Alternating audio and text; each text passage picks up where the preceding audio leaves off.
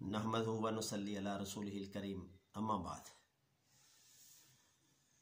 عن عمر بن الخطاب رضی اللہ تعالی عنہ ان النبی صلی اللہ علیہ وآلہ وسلم قال ان اللہ یرفع بہذا الکتاب اقواما ویضع بہ آخرین۔ حضرت عمر فاروق رضی اللہ تعالی عنہ سے روایت ہے کہ بے شک رسول اللہ صلی اللہ علیہ وسلم نے ارشاد فرمایا، اللہ تعالیٰ اس قرآن مجید کے ذریعے بہت سی قوموں کو عزت و سرفرازی عطا فرماتا ہے اور بہت سی قوموں کو اس کی وجہ سے ذلیل و رسوا کر دیتا ہے۔ قرآن مجید ایک ایسی عظیم کتاب ہے جو علم و حکمت کے موتیوں سے بھری پڑی ہے،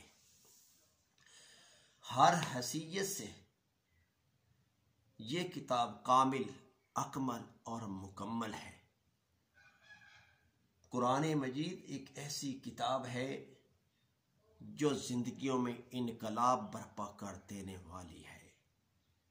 یہی وجہ ہے کہ رب کائنات نے قرآن مجید پر عمل کرنے والوں کو دنیا اور آخرت میں کامیابیوں سے نوازا ہے، اور جو قرآنی تعلیمات سے منہ موڑ لیتے ہیں دنیا و آخرت رسوائی، ذلت ان کا مقدر بن جاتی ہے۔